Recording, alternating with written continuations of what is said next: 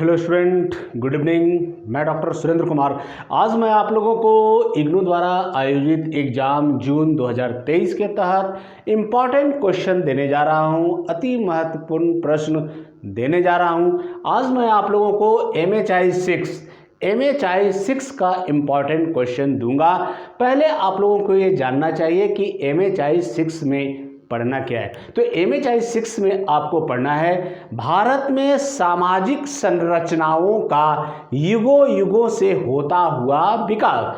भारत में सामाजिक संरचनाओं का युगों युगों से होता हुआ विकास। ठीक है, अब ये जानना है कि ये चूंकि सेकेंड ईयर का पेपर है और सेकेंड ईयर का पेपर है तो ये 8 क्रेडिट का है। कितने का है? 8 क्रेडिट का है।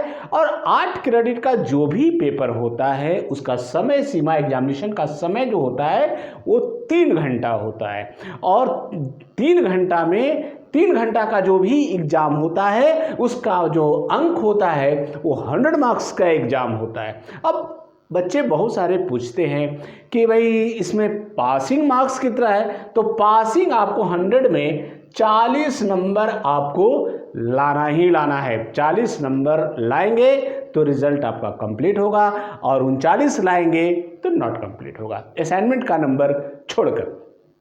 अब प्रश्नों की संख्या 2 ग्रुप में होगा। 10 क्वेश्चन होगा। ग्रुप ए में 5 क्वेश्चन होगा, ग्रुप बी में 5 क्वेश्चन होगा। लेकिन आपको दोनों ग्रुप टच के 5 ही क्वेश्चन का उत्तर देना है।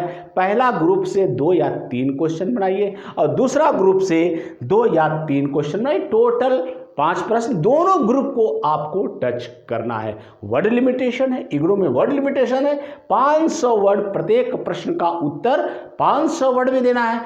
बहुत सारे लोग पूछते हैं कि कितने पेज में इसका उत्तर होगा। तो 3 से 4 पेज इसका उत्तर बहुत है। और जो आपको बुकलेट मिला हुआ है उसी बुकलेट में 5 क्वेश्चन का उत्तर हो जाएगा। तो चलिए अब हम लोग देखते हैं कि MHI 6 में कौन कौन से चैप्टर, कौन कौन से क्वेश्चन को पढ़ लिया जाए ताकि परीक्षा में उससे प्रश्न जरूर आए। तो पहला प्रश्न है, उसको नोट कीजिए। वैदिक साहित्य में अनुष्ठानों की भूमिका का आलोचनात्मक परीक्षण कीजिए। फिर मैं वह प्रश्न को दोहराता हूं कि वैदिक साहित्य में अनुष्ठानों की भूमिका का आलोचनात्मक परीक्षण कीजिए। ठीक है, आइए नेक्स्ट जो प्रश्न है, जाति औपनिवेशिक आधुनिकतावाद की कल्पना थी या ब्राह्मणवादी परंपरा की विरासत? टिप्पणी कीजिए। फिर मैं वह प्रश्न को दोहराता हूं, जाति औपनिवेशिक आधुनिकतावाद की कल्पना थी या ब्राह्मणवादी परंपरा की विरासत? टिप्पणी कीजिए। ठीक है, आइए नेक्स्ट प्रश्न है, वर्ण और जाति के संदर्भ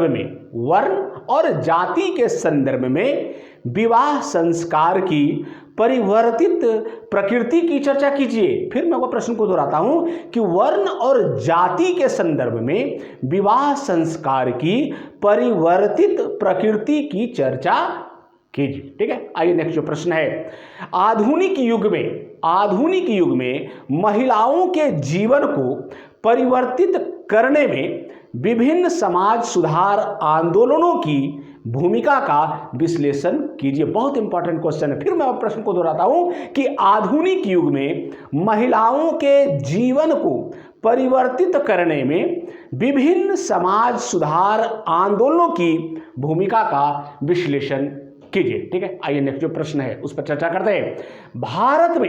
भारत में औपनिवेशिक शासन के अधीन वर्ग संरचना की परिवर्तित प्रकृति की संक्षेप में व्याख्या कीजिए। फिर मैं प्रश्न को दोहराता हूं कि भारत में औपनिवेशिक शासन के अधीन वर्ग संरचना की परिवर्तित प्रकृति की संक्षेप में व्याख्या कीजिए। ठीक है, आइए नेक्स्ट जो प्रश्न उस पर चर्चा करते हैं कि प्रारंभिक मध्यकालीन समाजों में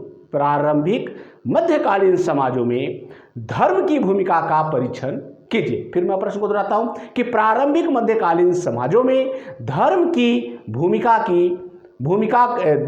भूमिका का परीक्षण कीजिए। आइए नेक्स्ट प्रश्न है, 7वीं एवं 12वीं शताब्दियों में दक्कन में ग्रामीण समाज की प्रकृति की चर्चा कीजिए। 7वीं और 12वीं शताब्दियों में दक्कन में ग्रामीण समाज की प्रकृति की चर्चा कीजिए। ठीक है, आइए नेक्स्ट जो प्रश्न है, 6ठी शताब्दी ईसा पूर्व में समाज में क्या परिवर्तन आए। फिर मैं प्रश्न को दोहराता हूं कि 6ठी शताब्दी ईसा पूर्व में समाज में क्या परिवर्तन आए। ठीक है, आइए नेक्स्ट जो प्रश्न है, 17वीं शताब्दी में दक्कन में सूफियों की क्या सामाजिक राजनीतिक भूमिका थी। बहुत इंपॉर्टेंट क्वेश्चन है, फिर मैं प्रश्न को दोहराता हूं कि 17वीं शताब्दी में दक्कन में सूफियों की क्या सामाजिक राजनीतिक भूमिका थी। ठीक है, आइए नेक्स्ट प्रश्न है, प्रारंभिक मध्यकाल के संदर्भ में सामंतवाद संबंधी विवाद की चर्चा कीजिए। फिर मैं वह प्रश्न को दोहराता हूं कि प्रारंभिक मध्यकाल के संदर्भ में सामंतवाद संबंधी विवाद की चर्चा कीजिए। ठीक है, आइए नेक्स्ट जो प्रश्न है उस पर अब हम लोग चर्चा करते हैं। ठीक है, किस हद तक सामाजिक धार्मिक आंदोलन तत्कालीन सामाजिक संरचना के विरुद्ध संघर्ष थे। फिर मैं वह प्रश्न को दोहराता हूं कि किस हद तक सामाजिक धार्मिक आंदोलन तत्कालीन सामाजिक संरचना के विरुद्ध संघर्ष थे। ठीक है, आइए नेक्स्ट जो प्रश्न है उस पर हम लोग चर्चा करते हैं। हड़प्पा काल की सामाजिक संरचना की चर्चा कीजिए। हड़प्पा सभ्यता के पतन के पश्चात उत्तर हड़प्पाई समाजों ने क्यों जनजातीय जीवन को अपनाया। बहुत इंपॉर्टेंट क्वेश्चन है, फिर मैं वह प्रश्न को दोहराता हूं कि हड़प्पा काल की सामाजिक संरचना की चर्चा कीजिए। हड़प्पा सभ्यता के पतन के पश्चात उत्तर हड़प्पा समाजों ने क्यों जनजातीय जीवन को अपनाया। ठीक है, आइए नेक्स्ट प्रश्न है, मध्यकाल में कृषकों की स्थिति की चर्चा कीजिए। मध्यकाल में कृषकों की स्थिति की चर्चा कीजिए। ठीक है, आइए नेक्स्ट प्रश्न है, किस प्रकार, बहुत इंपॉर्टेंट क्वेश्चन है, किस प्रकार बौद्ध तथा जैन धर्मों ने समाज के निम्न वर्ग को सामाजिक गतिशीलता प्रदान की। क्या आपके विचार में इनके उदय का कारण ब्राह्मण आधिपत्य के प्रति प्रतिक्रिया थी। फिर मैं बार आपको क्वेश्चन को बताता हूं कि किस प्रकार बौद्ध तथा जैन धर्मों ने समाज के निम्न वर्ग को सामाजिक गतिशीलता प्रदान की। क्या आपके विचार में इनके उदय का कारण ब्राह्मण आधिपत्य के प्रति प्रतिक्रिया थी। एंड लास्ट जो प्रश्न है, क्या